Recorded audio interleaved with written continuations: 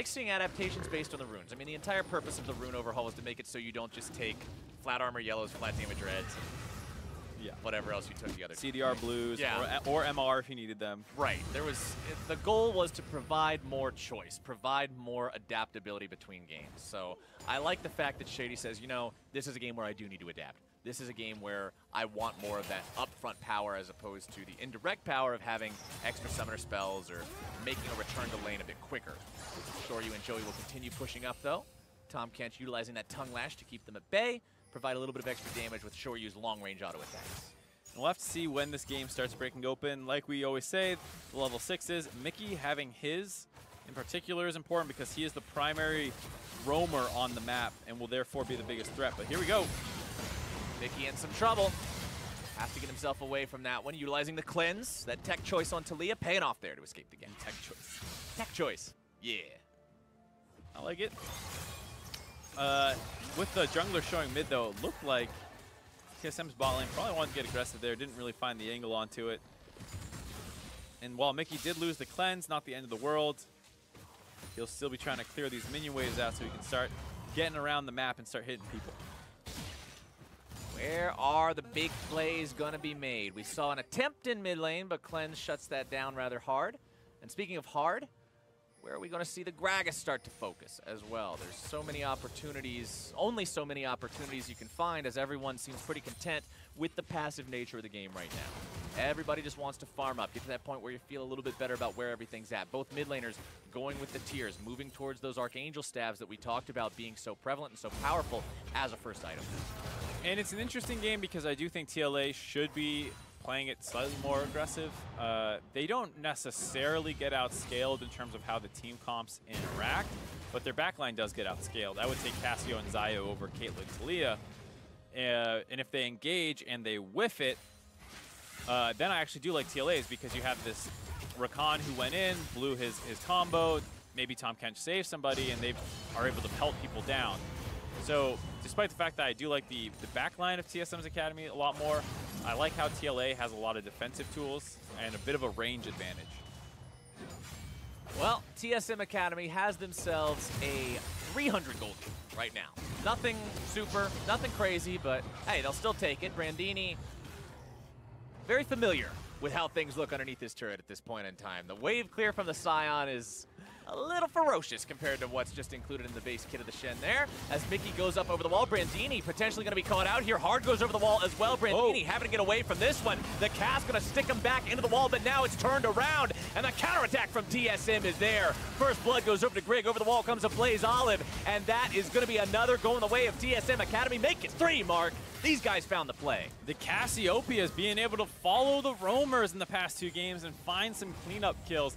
Also huge, the fact that Shady was out of lane influencing the map, and the Tahm Kench and Caitlyn were resetting on the map. Huge moment there where they were able to read the roam by Mickey, as well as some misexecution. They easily could have got a kill there if he lined up the Qs a little bit better. Not really sure where he's going to flash, so hard to fault him too much for that. But they just didn't quite have the damage. The ults came in late, people were backing off, they weren't all on the same page.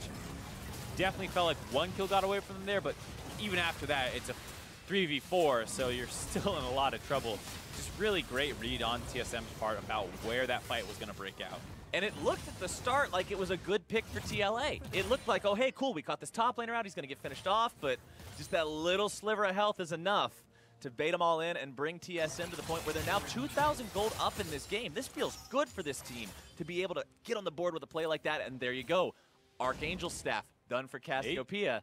It begins. It begins. We'll have to see if a Blaze Olive can crush this game like DeMonte did last time. He's been struggling a little bit in Academy after being one of the most hyped up prospects in the scouting grounds. Everyone was... He had a great performance. He got drafted #1 overall in the... Oh, hold on here. They're making a play onto Grigg this time, trying to get himself away. Stand United comes in. Brandini makes his way into the fight. Explosive Cask into the wall, and yet another barely escape until Joey goes over the wall with the Ignite to lock him down. Brandini now going to be in some trouble here, as well as Mickey falls on the other side of his own wall. Brandini trying to escape here. Team Liquid Academy in hot pursuit. There's no way out this time around, and Shoryu's the one who's going to be given the kill as Shady still tries to get himself out of here. Viper wanting to pursue this a little bit further, does land the slow. Do they have the CC? Good dash away there, utilizing the power of the synergy with Xayah to stay alive. They're gonna siege a little bit down here. This is one of the strengths of TLA as a team, is that they are relentless in how often they pick fights. Something doesn't work up in the top side, that's fine. We'll take another fight down the bot lane. They get the Shen ult out. They're able to still kill him. We talk about Joey's aggressive ultis, put them in that fight as well. Well, Shoryu and Joey almost got themselves into a tricky spot there. You could see Shady wanting to look for something on the back end of that fight, but couldn't quite find what he was going for there. Both summoner spells still available on Shoryu here as well. Mr. Rawlez will continue pushing this up, utilizing the clean cuts to push this wave as fast as possible, give him and his teammate that proper back timing they're looking for. Game's a little bit closer now. Definitely closer after this play. They find Grig, trying to get some vision control down the river, and then TLA play it pretty well, waiting out the Shen ult, and then their own TPs start coming in. Get the final kill on the Grig. Mickey ends up going a really weird way here. I thought he was going to kite back down to the left. Looked like he wanted to connect with the rest of his team, but they were already split off by his own wall, so no way for them to really help them out, but they do get Brandini as well. 2 for 1. Does cost them their TP up in the top side. Brandini still has his, so I wouldn't mind seeing them start moving around the map here and get out of the standard lanes, because there's potentially some dives that might start coming down the bot lane. Taking a look at where TSM wants to go right now. The name of the game is Ocean Drake. Significantly later than an Infernal Drake, but you'll have that. They move towards it though, get some extra bit of sustain there. Grig will be left to take that one down. Does get it rather easily. Looks like another Ocean is going to be the next one to spawn, but that neutral objective just means more of this game in the control of TSM Academy. You talked, Mark, about how even if you're not technically playing for a spot in playoffs or for a postseason or whatever, you're still playing to showcase your talent as a player. You're still playing to show, hey, I should be on a team in summer, here's why. Absolutely, and we talked about Blaze Olive being highly touted coming into the split. Been a little disappointing, all things considered, thus far, having some struggles in the mid lane, and this is a great game to show that you are improving over time. You get the Cassiopeia, you get some kills early on. If you can take this game over DeMonte, that's huge, you know, because we just saw a huge performance out of Cassiopeia on him. If you're comparing these two as a potential mid laner that you want for your Academy or LCS squad, here are 2 games that are eerily similar to compare them. Right, you want to stack up. You want to make sure they're not just looking at it and say, well, why would I take this guy when I could have this guy, as Grig moves into the jungle of that guy and forces Hard away. Got John Gruden on the cast with me. Well, TSM, they're in a Blaze Olive down into that bottom lane. Mr. Rawlez and Shady will continue applying the pressure here onto the tier 1. Knowing they've got potential backup nearby, they're not too particularly afraid. And let's be honest, there's not a lot of engaged potential coming out from the Team Liquid Academy bottom lane unless, like you said earlier, Joey decides to bring somebody to the back. He's 1 for 1 on his aggressive Tom Kench ult usages, so we'll see if that keeps up. Now Mickey getting caught out a little bit there. Mickey gets himself away though, good feet there, sidestepping away from the second part of the flail from Grig. Grig decides not to utilize the ultimate as well. Just going to leave mid lane there for a Blaze Olive to continue doing what a Blaze Olive does, applying that pressure and constantly keeping Mickey having to answer. Pressure down the bot lane has kind of flipped to TSM's side, was on TLA's. And this was one of the concerns with the draft that you run into a little bit, where you don't pressure hard enough early on with the Caitlyn. Starts falling behind the Xayah Rakan. It's such a powerful duo. Every time I see it get handed over, I'm scared to see how it's going to go. Only a 10 CS lead right now, and they are starting to wear this turret down. And of course, Mr. Rawlez is one of the best AD carries down in Academy here, so it's no surprise to see him doing well. Mickey 1 Twin Fang away there, maybe 2 from getting picked off by a Blaze Olive. The Petrifying Gaze comes out, doesn't find the stun, only the slow. If that was a stun, that's 100% a kill. Oh yeah. But a Blaze Olive is just constantly in control here in the mid lane. That's the difference between the fully evolved Seraph's Embrace and only the just now purchased Archangel Staff. It creates a massive power disparity. Yeah, and with that, Cassiopeia is able to start roaming down, sync up with that bot lane that we were just saying is starting to get pressure on their own. to actually take the first third of the game here. Team Liquid Academy wanting to try to make a fight out of this one, but instead, they're the ones who are going to be in a very rough spot. Now, Joey pops the thick skin, now going to be the target. Grig still looking to make the moves. Caitlyn devoured up. Grig going to be stand united, kept alive for now, still looking to walk away. It's hard into the back line, almost able to find the damage, but not just quite. Brandini comes in, Ablaze Olive able to grab the kill onto Hard. Viper also going to be falling down now. Ablaze taken down by the dead body of Viper, and that is 2 for 1 in the favor of TSM. Still a great play for them overall. They grab the turret, they get the 2 kills. They also get a global advantage now as Shen, getting chunked out a little bit, will have his TP still available. So things are looking pretty good here as the gold lead goes up to about 3,000. Crazy stuff happening in the bottom lane. It was looking like nobody wanted to rock the boat, but now it's Mr. Ralles who has to escape the wrath of the unbenched Kench. He flashes away from the tongue lash and he'll be all right. He walks away from the wall from Talia and woo, it's all in the rearview mirror now. That's what matters. I believe his ult was up there. It was interesting to see him go for the flash instead. Anyways, take another look at this fight first. Hard drops the ultimate, trying to split people away from his backline, buying enough time for Mickey and the rest of the team to show up. They try and find Grig, and once again, it just feels like it's really hard for them to actually finish him off. The Scion ult whiffs, doesn't actually hit anyone, so Grig's able to actually walk away there despite the fact that he should have gone down. Viper is now in the middle of the team and does get the cleanup kill, but if they could have finished off Grig at the beginning, this could have been a 2 for 2. Can't underestimate the power of the dead Scion. Those auto attacks, it's got some like maximum health ratio on it or something that makes it do incredible amounts of damage. And that's why it's a strong level 1 when you're inting to die and you int the enemy buff and take it and then go to the because it has the max health damage on there. Team Liquid Academy, they were at least able to respond with a kill. That's a good sign for them, right? You don't want to just lose your turret, lose 2 kills for free. They got something out of it. It's still a bad trade, but it's a trade instead of a gift. Absolutely. So TLA, they're not going to lose things without a fight, as you can kind of see their mentality there. But the problem is they are still losing things, and they need to start finding their own plays that work out. The one roam up to the top side did not work out. The fight in the bot lane, or bot river, excuse me, where they caught Grig was good. They're trading blow for blow, but TSM feels like when it goes well for them, they're able to trade up a lot better. TSM now moving on to the Rift Herald, saying that they've got yet another objective in their sights. Doesn't look like there's going to be any contest, really, here for this one. Mr. Ralles providing the damage, so Grig can grab that eyeball, take it up to top side, and potentially make yet another turret push here. I'd like to see them potentially save it for mid lane. I think with the amount of pressure that they have with their bot lane already, they can probably set up some play around here and just force it down themselves. You don't want to be too greedy, of course, because some people get into that mindset and then they just hold on to it and it runs out. And it basically worked as a glorified Baron recall for a couple minutes. And then you just throw it into a random lane and it kills 3 minions and dies. Yeah. Feels really bad in those situations, but at the same time, we saw the Caitlyn topside. It always feels so bad to push into Caitlyn. The trap line is such a nuisance to have to deal with, so not using Shelly there, totally understandable. You do have 4 minutes to think about exactly how you want that one to play out. TSM Academy still feeling all right now. 3,500 gold up compared to Team Liquid Academy. Items coming online. You got your Titanic Hydra for your Shen. Warmog's almost ready to go for that Sejuani. Essence Reaver plus a Zeal on the Xayah. Things are starting to come together. The pieces are falling into place. Leandri's also the choice yet again here for Ablaze Olive, and like you talked about with the item changes, very good for melting some of these tanks.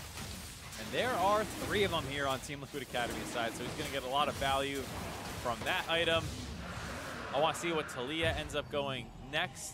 It's been strange place for her in the meta a little bit. She can go the Archangel. She does spam, does want a big mana pool. That's all fine. But where you start going from there is where people have some questions. You do see Leandri's a fair amount. She does stay in the fight for a long period of time, just constantly pelting people with her threaded volleys. But it doesn't feel quite as effective as some of those other champions who are constantly AoEing multiple members down, like the Miasma and the Qs and the Es that Cassiopeia can do. Exactly. It's not what's good, it's what's the best. What can I do to really give myself an edge in this situation? Baron now live, by the way, as we are past the 20-minute mark. Next Drake will be Mountain after TSM picked up their second Ocean Drake just moments ago. So more and more regeneration for these guys. And Ocean Drake's one mark that I think we sweep under the rug sometimes, because just having one of them doesn't feel too great. But if you end up getting 3 of those over the course of a game, it can dramatically boost your siege potential, as you almost never have to go back to base. Yeah, it effectively becomes a mini Warmogs for your entire team, able to top you guys up in those situations, as well as the fact that it gives you that mana, like you said. So a more versatile dragon than you would initially think. And like you said, when you start with one of them, that feels good in laning phase, but then becomes pretty minimal as the game progresses. But if you can pick up a couple more, especially if you start grabbing an Elder or something later, it becomes crazy how much healing you'll start seeing from that. Can definitely be very, very scary. Talking of Elder, though, we haven't really seen any games go to the point where he even exists yet today. They've been pretty fast, pretty explosive. TSM with a lead that they might be able to do something with should they be given the opportunity, but Liquid wants to staunch that bleeding as effectively as they can. They haven't really lost any more of a gold lead since last we checked in, since that last fight, that dive from TSM bottom lane, so that's going well for them. But at the same time, you've still got to be ready, still got to be able to make a move when the time comes, even if you are 3,000 gold behind. The time is coming up pretty soon here, as the Rift Herald has a little under 20% left on it. We'll have to see where Greg decides to use it, making his way up to the top side most likely, and then we'll see if they actually try and make a play around that. Does it ultimately come back to what I originally thought they might do, and they just throw it into top lane? We'll see. It might, out of simple necessity, it might. Grig hangs around the mid lane here, or wait, nope. We're just going to drop it in mid. Shelly drop off. Yep, there you go. Making sure it comes out there. Summoned up. Miasma to make sure Mickey can't get close enough to try a seismic shove to interrupt the summoning. Hard and Mickey will stay here. Remember, as much damage you can do to Shelly before she charges, the less damage the charge will do. Joey trying to escape from this one. There comes your grand entrance, though.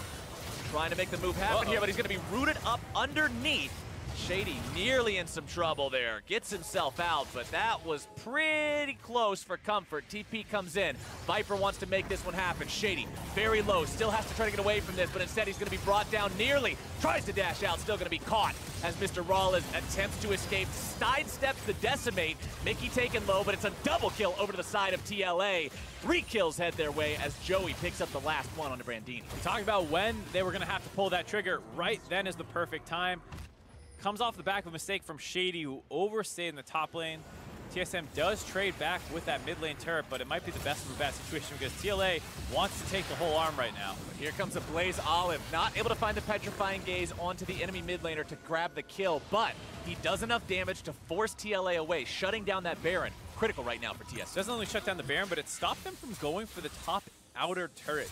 They chose to break off of that push. There weren't that many minions with them for a little bit, and they said, let's just get the Baron, but they got shoved off of it. So this is after Shady had already got chunked out, lost most of his health, and used his ultimate. So he's an easy target for Viper here, and I really love the coordination by Mickey and Viper. Viper flashes forward for this, forces Mr. Allswag forward, and then they layer it with the Talia W underneath. So he either stays in melee range of all these champions, or he runs into the W, chooses the W. It's death either way. He ends up going down. Beautiful synergy between Mickey and Viper.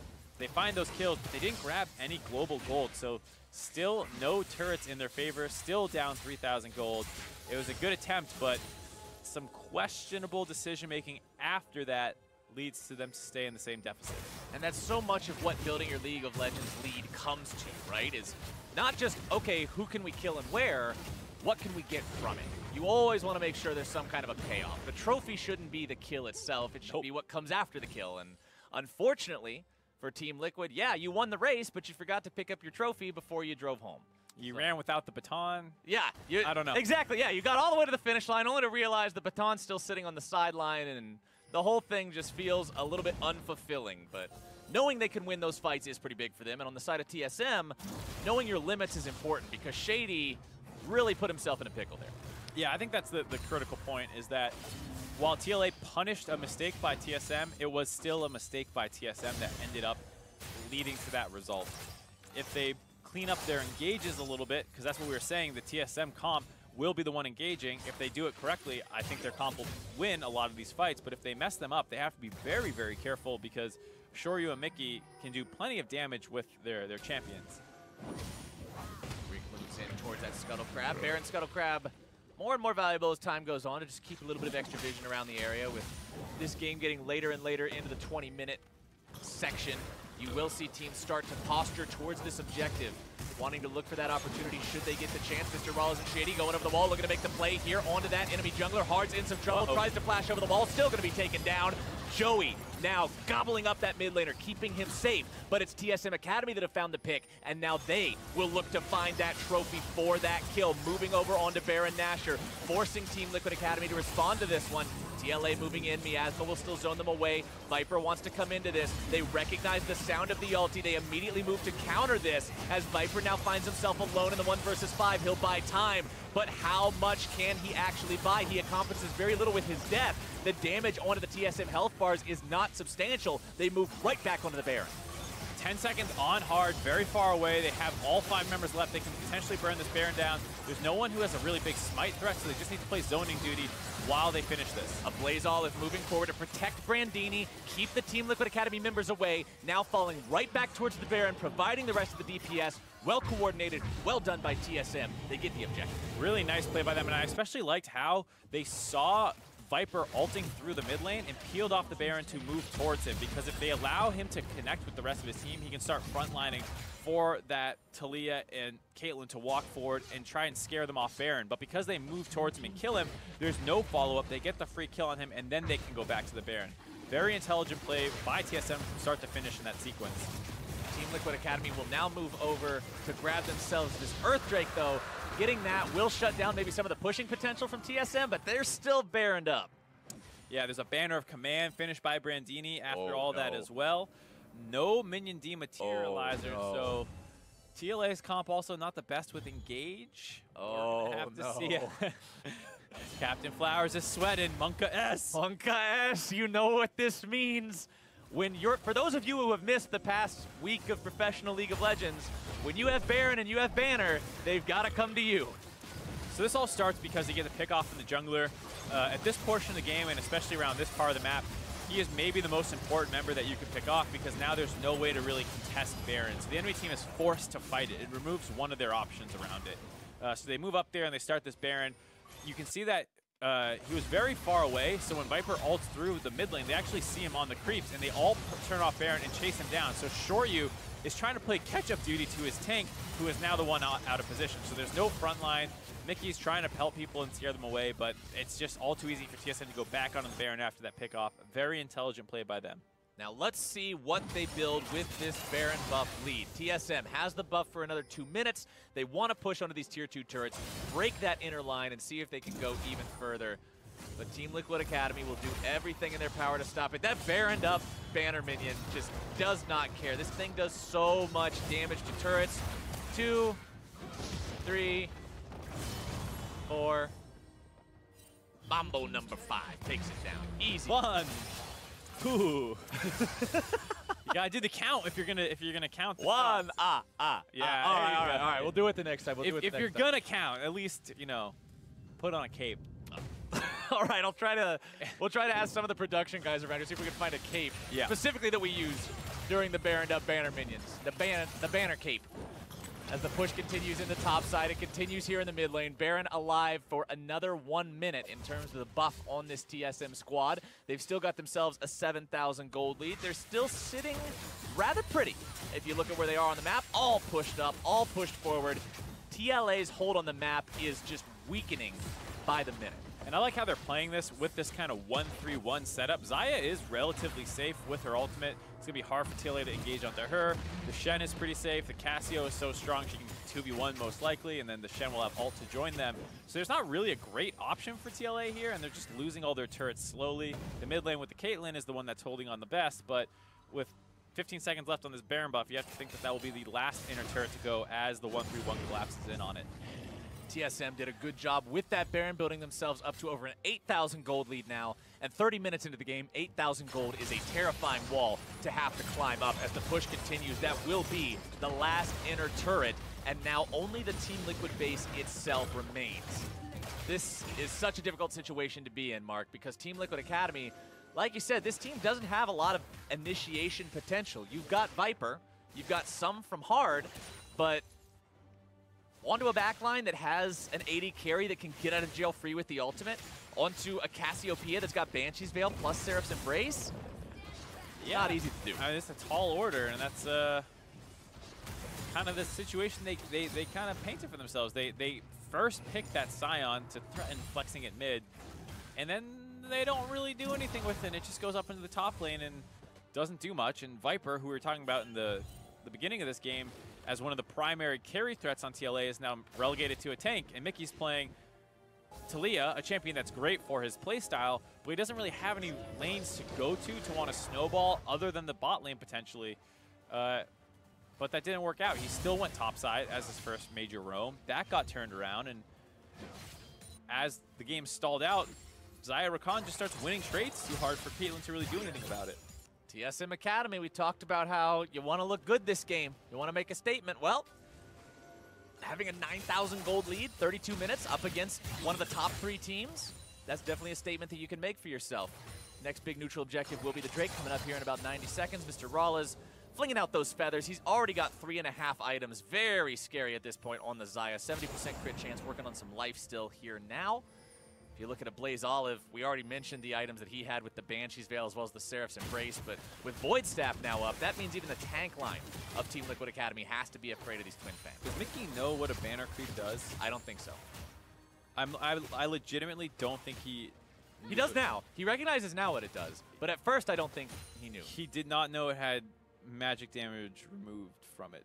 Yeah, magic immunity. Yeah. They cannot be damaged by magic or spells in any way. Yeah, so if you're a viewer and you don't know that, yeah. No, that's fine. You're not a professional mid laner in a meta that is defined by Banner of Command. Yeah, it's an item, it's a niche item. It's never really been popular before, so it's an interaction a lot of people aren't familiar with, but it is a bit surprising to see a professional not know that. And to be fair, you know, maybe sometimes people do things for fun, you know, That's like, true. Yeah, oh, I'm just gonna, maybe he's just memeing on it. I'm you never gonna know. pelt it for rocks. But what I'd say is that there were actual creeps behind that he could have thrown his Q at, but instead threw it at the thing, then autoed the creeps behind to kill them, and then channeled a full another one to throw it in. That read to me like, you don't know what you're playing against. The way we'll put it is there were some optimizations that could have been made to that wave clear. Yeah. Let's just leave it that way. There comes your collapse onto a Blaze Olive. Petrifying Gaze onto 2. Shoryu immediately has to be rescued because a Blaze Olive would have eaten him alive. Brandini with the taunt flash. He finds the mark. They'll make it a 1-for-1.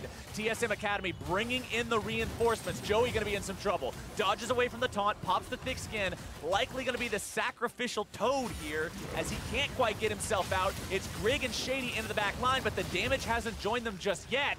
Grig still looking to lock down that enemy mid laner going forward. He's tanky, but is he tanky enough? Mr. Rawlez says yes. Joining the fight, providing the damage. It's still just 1-for-1.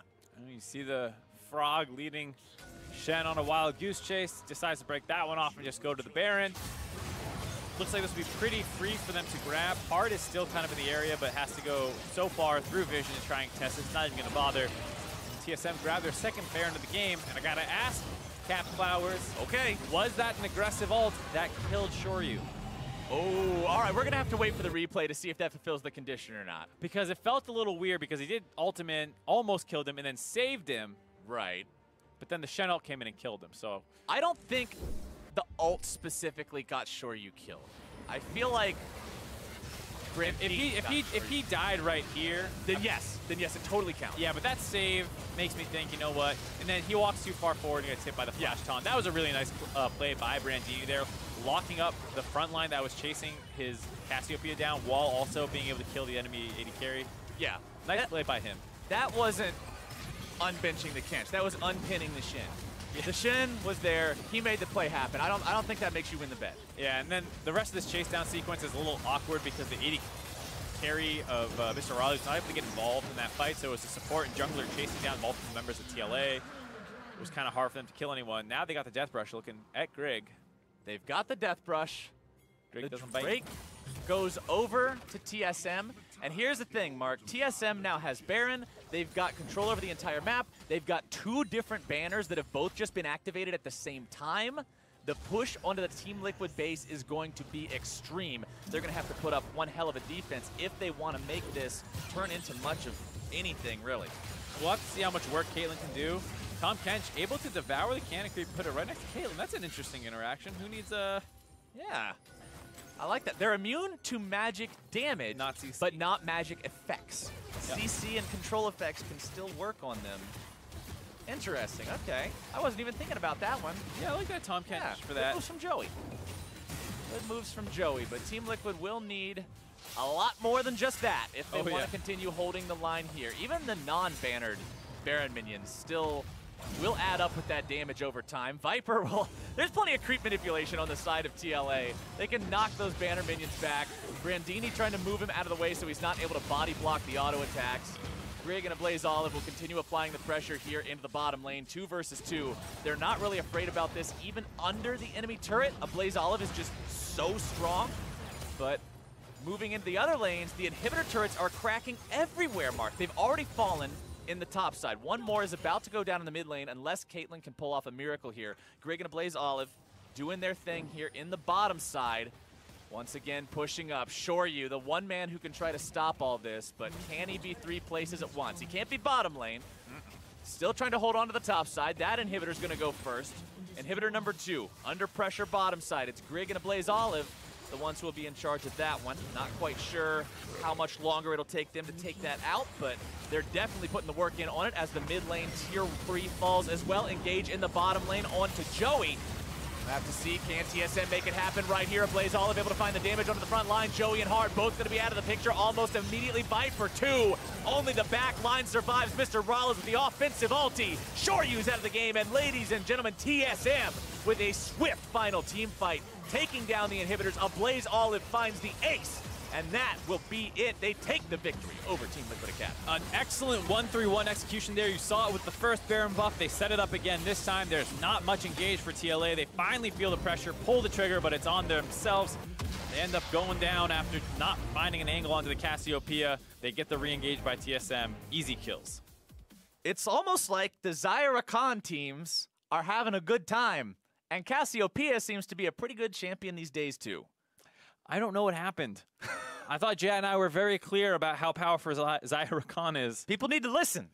People need to listen. Yeah, I just can't get behind the Scion first pick when Zyra Khan is on the board.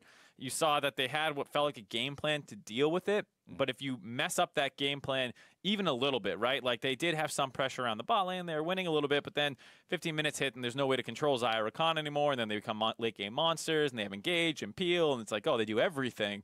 It's like, well, why didn't you just take it instead of limiting your win conditions so heavily? When your counter pick has no wiggle room, it makes it so hard to execute on, and you end up in a situation that's hard to deal with. Like 10 minutes into this game, TSM, a 3-for-0, they found themselves in the top lane based on an overextension. And this is basically where the game started heading south for them.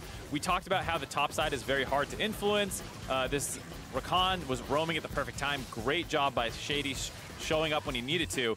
And then they turned this 3-for-4 pretty easy as Mickey was a little bit further ahead than the rest of his team, and they weren't super well coordinated on trying to finish off Grig there. And it kind of speaks to like the tank versus tank matchup in the top side. They're going up there, they're attacking that as opposed to attacking the Zyra Khan. That gets turned. Now the top side's not going well, and your bot side is just going even this whole time against what will be an outscaling bottom lane. But as we discussed during the game, Team Liquid Academy is not the kind of team to just sort of passively accept losing the game. They're always going to look to make moves and keep themselves in the game. And 23.5 minutes in, they found themselves their own 3-for-0 in the top part of the map. But it did feel like they might be a little too greedy to get back into the game. Shady gets over-aggressive here, ends up walking on a trap, gets hit down very low. This forces the Shen ult reactively. During this, there was a Shelly that was dropped in the mid lane. So TSM are kind of all over the map right now, split focus. This allows Viper to get the ult in from behind. The easy kill into Shady. He's already lost everything. Mickey gets the ult up to the top side, and then this is just beautiful layering of skills. You get the Q to force him back. You get the W to force him back again. Doesn't want to do it this time. Ends up getting killed. That 3-for-0 is great, but what do they get off of it? They go to Baron. The 2 members of TSM who are left alive in the mid lane are all it takes to force them off of that.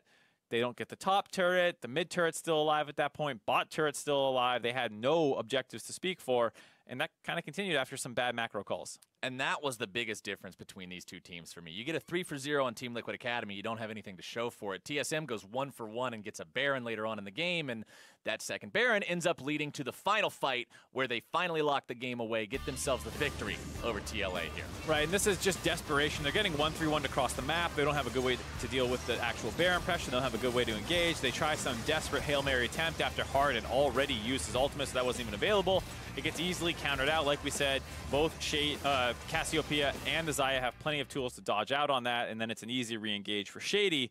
for them to pick up those kills. So it was very quickly the beginning of the end. Once you saw TLA's comp fall behind, they don't really play that well from behind. They want to be sieging up on you. They want to force you to stop their siege, and then they can use their defensive tools. Once they're already pinned in their base, there's not much they can do. Yeah, it was a situation that once you were in it, there weren't too many ways out, but a different situation that has actually found itself to be very interesting is TSM specifically. Now, contrary to what we believed earlier, our stats people have informed me that with this win, TSM is still in the running for playoffs. However, it is not entirely in their hands. Echo Fox owns the head-to-head, so they need to at least have a three-way tie. If there is such a situation, there is still a world for all you diehard TSM fans out there that your team in Academy can still make the playoffs. It's possible. Yeah, there's one where CLG beats TSM, I think, and TSM beats CLG, and then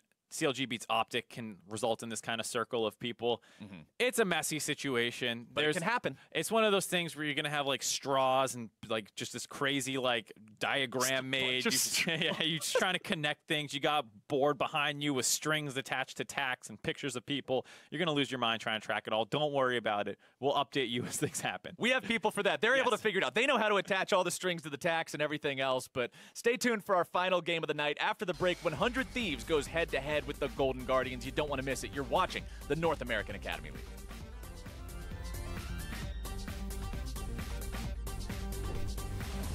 And the counterattack from TSM is there. First blood goes over to Greg. Over the wall comes a Blaze Olive. And that is going to be another going the way of TSM Academy. Make it 3, Mark. Explosive cask into the wall. And yet another barely escape until Joey goes over the wall with the Ignite to lock him down. Brandini now going to be in some trouble here as well as Mickey falls. Tries to dash out. Still going to be caught as Mr. Rawlins attempts to escape. Sidesteps the Decimate. Mickey taken low, but it's a double kill over to the side of TLA. Shoryu immediately has to be rescued because a Blaze Olive would have eaten him alive.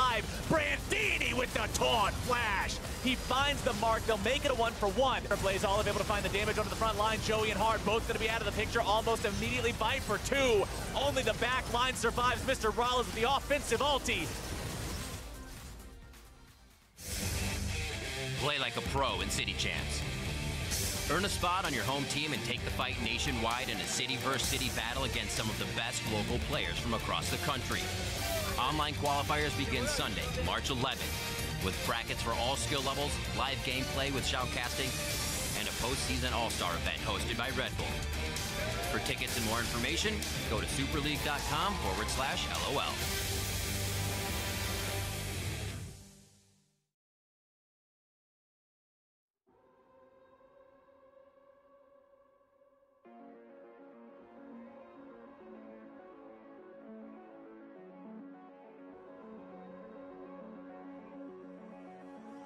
Tell me where do I go? Tell me where do I take